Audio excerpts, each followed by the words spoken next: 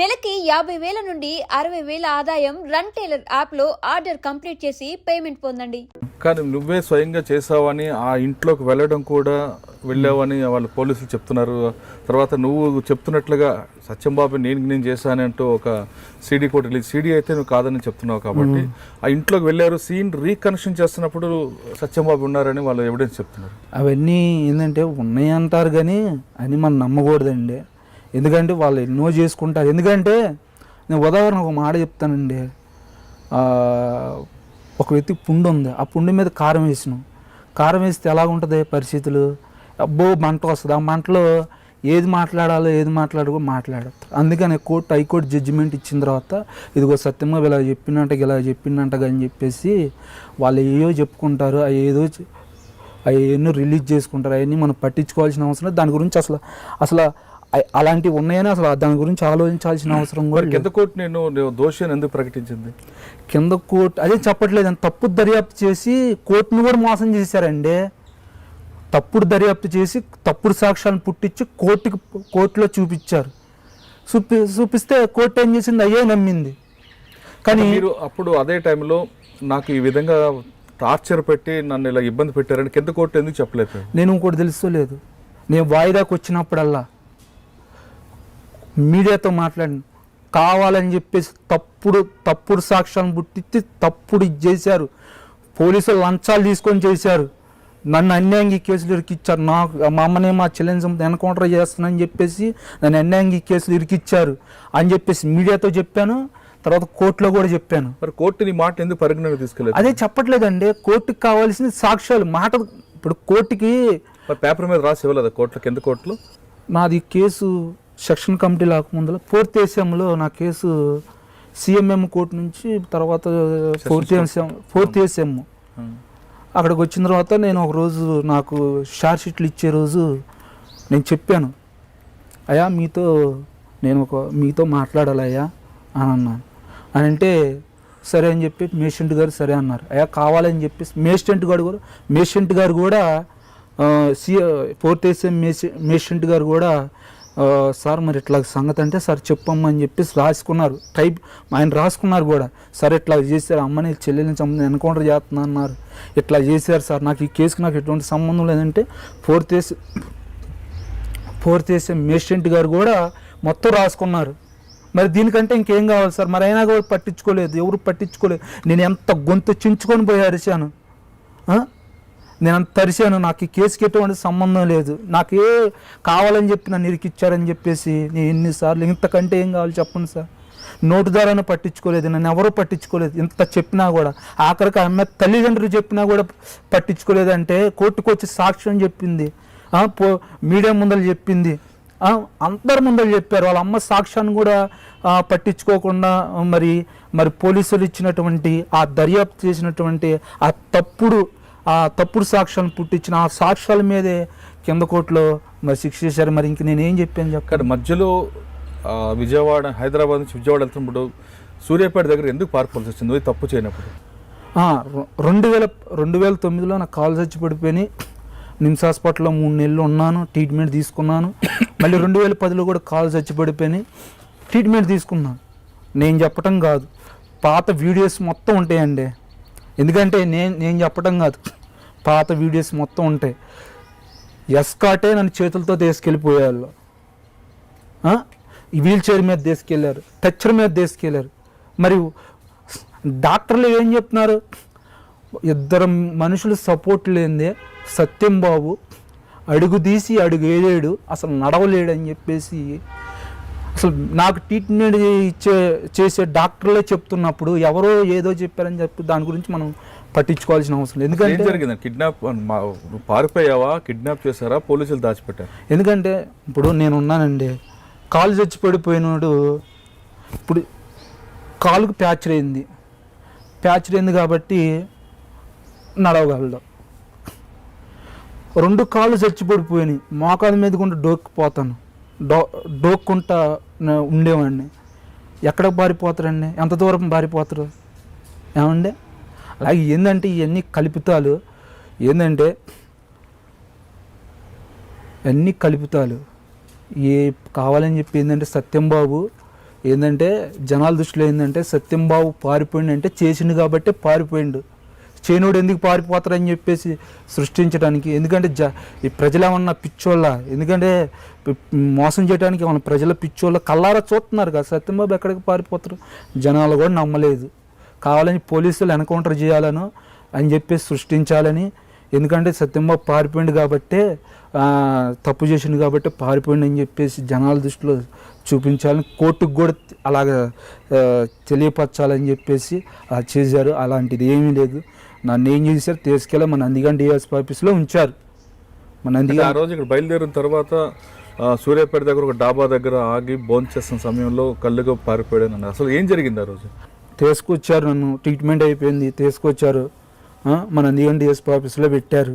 మన నందిగాం డిఎస్పీ ఆఫీస్లో పెట్టారు. తర్వాత చిత్రీకరించడమే సత్యంబాబు పారిపోయిండు, మేము సూర్యాపేట భోజనం అట్లా చేస్తుంటే మా కళ్ళు కప్పు పారిపోయిండు అని చెప్పేసి ఓజ్ చేశారు. లేదు, మా నందిగాం డిఎస్పీ ఆఫీస్లో ఉంచారు. ఇక నందిగాం డిఎస్పీ ఆఫీస్లో అంటే మీరు ఇక్కడ ఆర్టీసీ బస్సులో వెళ్ళావు కదా, ఎక్కడ ఆర్టీసీ బస్సు కాదండి, మమ్మల్ని వ్యాన్లో తీసుకెళ్లారు. వ్యాన్లో వచ్చి డైరెక్ట్ గా అక్కడికే తీసుకెళ్ళారు. మన నందిగాం డిఎస్పీ ఆఫీస్ తీసుకెళ్లారు. మన నందిగాం డిఎస్పీ ఆఫీస్ తీసుకెళ్ళి మన నందిగాం డిఎస్పీ ఆఫీస్లో ఉంచి ఏం చేశారు, సత్యంబాబు పారిపోయిండు అన్నారు. మళ్ళీ ఎప్పుడు దొరికిండు? 24 గంటల్లో దొరికిండు సత్యంబాబు. అంటే ఇప్పుడు వెంటనే పారిపోయిండు, మీకు వెంటనే దొరికింది. ఓ అసలు చెప్పటానికైనా సరే, ఎవరన్నా వినటానికైనా సరే కొంచెం అన్నా. ఇక్కడ నదిగామ దగ్గర బంధువుల ఇంటికి వెళ్ళావు, అక్కడ డబ్బులు తీసుకుంటే? లేదండి, ఏం లేదు. మా నందిగాం డిఎస్పీ ఆఫీస్లో ఉంచారు. మరుసటి రోజు సాయంత్రం ఇదిగో సత్యంబాబుని మేము పట్టుకున్నాం ఇదిగో అని చెప్పి నందిగాం డిఎస్పీ ఆఫీస్లో. నువ్వు పట్టుకున్నావు అని చెప్పేసి అన్నోడివి నందిగాం డిఎస్పీ ఆఫీస్లో ఎందుకు ఉంచినావు? నువ్వు నందిగాం డిఎస్పీ ఆఫీస్ నుంచి బయటికి ఎందుకు తీసుకొస్తున్నావు? మనలో మాట, సత్యంబాబుని పట్టుకున్నా అన్నోడివి, అక్కడ చుట్టుపక్కల ఏదన్నా స్టేషన్ ఉంటే ఎక్కడ పట్టుకున్నా అన్నారు? నందిగామ దగ్గర స్టేషన్ ఉంటుంది కదా, స్టేషన్లో ఉంచేసి ఇంకో సత్యంబాబుని మేము పట్టుకున్నాం ఇదిగో అని చెప్పి. లేకపోతే పారిపోయిందేమో సూర్యాపేట లిమిట్స్, దొరికింది నందిగామ లిమిట్స్ కాబట్టి నందిగామ డిఎస్పీ ఆఫీస్ దగ్గర ప్రొడ్యూస్ చేశారు. నందిగాం ఇప్పుడు సరే ఉదాహరణ, నందిగాం డిఎస్పీ ఆఫీస్లో ఉంచారు. నీకు నందిగాం డిఎస్పీ ఆఫీస్లో ఉంచడానికి కారణం ఏంటి? అప్పుడే మరి నువ్వు ఎప్పుడు దొరికిందన్నారు, అప్పుడే చూపించవచ్చుగా. నువ్వు ఎప్పుడు దాకా ఉంచిన? సాయంత్రం దాకా ఉంచును. సాయంత్రం వరకు ఏం చేశారు? అక్కడ కూర్చోబెట్టారు, లోన కూర్చోబెట్టారు. డిఎస్పీ ఆఫీస్ పైన కూర్చోబెట్టి రూమ్ ఉంటే రూమ్లో కూర్చోబెట్టారు. సాయంత్రం దాకా ఉంచారు. మీడియాను పిలిపించారు. ఏం చేశారు? మీడియాను పిలిపించి నడిపించుకుంటూ కూడా రాలా, ఎత్తుకొని వచ్చారు. చూడండి ఒక్కసారి. పారిపోయాను అని చెప్పేసి పోలీసు వాళ్ళు చెప్తుంటే మళ్ళీ డిఎస్పీ ఆఫీస్ నుంచి మళ్ళీ ఎత్తుకొని తీసుకురావటం ఏంటండి? నువ్వే పారిపోయింది అని చెప్పేసి అన్న, కాళ్ళు ఉన్నాయి అన్నావు, మళ్ళీ చేతుల మీద ఎత్తుకున్నా ఎందుకు వస్తున్నావు? మరి నడిచేవాడిని అంటే బిడ్డ ఆలోచించండి. సో సాయంత్రం దాకా డిఎస్పీ ఆఫీస్ నుంచి సాయంత్రం మీడియాని పిలిపించి మీడియా ముందల ఏం చేశారు? కారులో ఎక్కించుకొని తీసుకెళ్ళిపోయారు. తర్వాత నీ మీద కోర్టులో కేసు వాయిదా నడిచింది, నువ్వు దోషి అని కింద కోర్టు నిర్ధారించింది. ఆ రోజు ఏమనిపించింది ఒకసారి? ఏ కేసు అండి అది? ఈ కేసులోనే ఇది అయేష కేసు. ఒకటి ఏంటంటే అండి, నువ్వు దోషిగా నిర్ధారించిన రోజు ఎలా ఫీల్ అయ్యేవారు అసలు? ఎందుకంటే నేను ఫస్ట్గా నుంచి నాకు నమ్మకం ఉండేది, నేను చెయ్యన్నారానికి జైల్లో పెట్టారు, న్యాయం నా పక్షానే ఉంటుంది అని చెప్పేసి నేను ఫస్ట్గా నుంచి అదే విధంగా మీడియాతో చెప్తున్నాను. కోర్టులో కూడా, మహిళా కోర్టులో కూడా అదే చెప్తున్నాను, అందరితో అదే చెప్తున్నాను. కానీ చివరికి ఎవరేం చేస్తారండి, తప్పుడు దర్యాప్తు చేసి తప్పుడు సాక్ష్యాలను పుట్టించి కోర్టుకు అప్పు చెప్పినప్పుడు కోర్టు కూడా ఏం చేసింది? అదే నమ్మేసి కోర్టు అదే చేసింది శిక్ష. నాకు శిక్ష పడ్డ తర్వాత నాకు అరే నేను చెయ్యన్నారానికి నాకు శిక్ష పట్టవేంటి? అంటే ఆర్థికంగా కానీ రాజకీయంగా కానీ పలుకుబడిగా లేకపోతే ఇలా తప్పుడు దర్యాప్తులు చేసి కోర్టుకు తప్పుడు సాక్ష్యాలు పుట్టించి ఇలా చేస్తారు. అదే నాకు పొలిటికల్గా కానీ అదే రాజకీయంగా కానీ ఆర్థికంగా కానీ పలుకుబడి ఉంటే నేను కూడా బయట ఉండేవాడిని, ఇలాగ కేసుల్లోకి వచ్చేవాడిని కాదు. నాకు ఇవన్నీ లేవు కాబట్టి నన్ను అన్నంగా ఈ కేసులో పెట్టారు. అన్యాయంగా ఇచ్చేసి శిక్ష వేయించారు అని చెప్పి ఫస్ట్ బాధపడ్డాను. తర్వాత ఇక్కడ కాకపోతే హైకోర్టు ఉంది, హైకోర్టు కాకపోతే మనకు సుప్రీంకోర్టు ఉంది. ఇక్కడితో అయిపోలేదు కదా, ఏంటి ఇప్పుడు మనం మేషెంట్ కోర్టు ఉంది, మేషెంట్ కోర్టు నుంచి జిల్లా కోర్టుకు వస్తుంది, జిల్లా కోర్టు నుంచి హైకోర్టుకి వెళ్తాయి, హైకోర్టుకు సుప్రీంకోర్టుకి వెళ్తుంది, సుప్రీంకోర్టు కాకపోతే ధర్మాసనంకి వెళ్తాం. భయపడటం దేనికి? ఇంకా మనకి ఇంకా చాలా టైం ఉంది. అప్పుడే మనం దోషి అని చెప్పేసి జిల్లా కోర్టులో శిక్ష వేసినంత మాత్రాన మనం దోషి అయిపోతామా? కాదు కదా. దోషి అని జైల్లోకి వెళ్ళిన తర్వాత ఆ రోజు జైల్లో ఏమనిపించిందంటే బాధ అనిపించింది. బాధ అనిపించి ఏంది పరిస్థితి ఏంటి అంటే, నాలాంటి అంటే చెయ్యన్నారానికి కూడా శిక్ష పడిద్దా, చేసిన వాళ్ళు అంటే చెయ్యన్నారానికి కూడా శిక్షలు పడతాయా అనిపించింది. అనిపించినప్పుడు కాసేపు బాధపడ్డాను. తర్వాత నాకు నేనే ధైర్యం తెచ్చుకొని ఇక ఇది కాకపోతే హైకోర్టుకు అప్పీల్ చేసుకుందాంలే. మా లాయర్ గారు చెప్పిండు, సత్యంబాబు ఇక్కడితోనేం అయిపోలేదు, మనకు హైకోర్టు ఉంది కాబట్టి ఏం టెన్షన్ పడాల్సిన అవసరం, ధైర్యంగా ఉండు, మనకు హైకోర్టులో చూసుకుందాం అని చెప్పేసి, ఇక్కడ శిక్ష పడ్డా అంత మాత్రం నువ్వు దోషి అవ్వవు సత్యంబాబు, ఇంకా నువ్వు నిర్దోషి నిరూపించుకోవడానికి ఇంకా మనకు 2 కోర్టులు ఉన్నాయి, హైకోర్టు ఉంది, సుప్రీంకోర్టు ఉంది, కాబట్టి దాని గురించి ఆలోచించొద్దన్నప్పుడు మా లాయర్, విజయవాడ లాయర్ పిచ్చికి శ్రీనివాసరావు గారు చెప్పారు. కొంచెం ధైర్యం అప్పుడు ఇంకా ఇంకా మనకి ఇంకేంటి, ఇంకా 2 కోర్టులు ఉన్నాయి, ఇంకా భయపడేంతవరకు ఎప్పుడు జైలు ముఖం చూసావు? అసలు నాకు అసలు అంత మనకంత అసలు జైలు గురించి అసలు అంతగా ఆలోచన నాకు తెలియదు. అంటే అదే మొదటిసారి. అంతకుముందు ఒకటి 2008లో ఒక సెల్ ఫోన్ చోరీ కేసు ఒకటి ఉందండి. ఎందుకంటే ఇది వాస్తవమే, అది సెల్ ఫోన్. అది కూడా ఏంటంటే చిన్నప్పటి నుంచి నాకు సెల్ ఫోన్ అంటే చాలా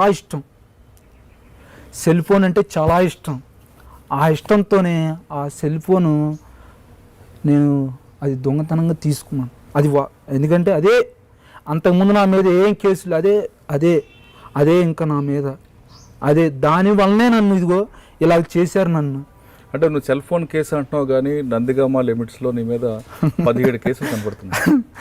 అంటే IPC 354 ఉంది, 307 ఒకటి కనిపిస్తున్నాయి. అది అంటే అర్ధరాత్రులు నీ మీద పోలీసులు చెప్పే ప్రకారం రాత్రులు హాస్టల్లోకి వెళ్ళడం, అమ్మాయిల పట్ల అసభ్యంగా ప్రవర్తించడం, అడ్డొచ్చిన వాళ్ళని చంపడం, ఇలాంటి కేసులు కూడా చూస్తున్నావు. సెల్ ఫోన్ కేసు ఒకటి అని చెప్తున్నావు కానీ అప్పటికే నువ్వు 4 సార్లు జైలుకి వచ్చిన పోలీసు రికార్డ్స్ చెప్తున్నావు. ఒకటి గుర్తుపెట్టుకోండి, 2008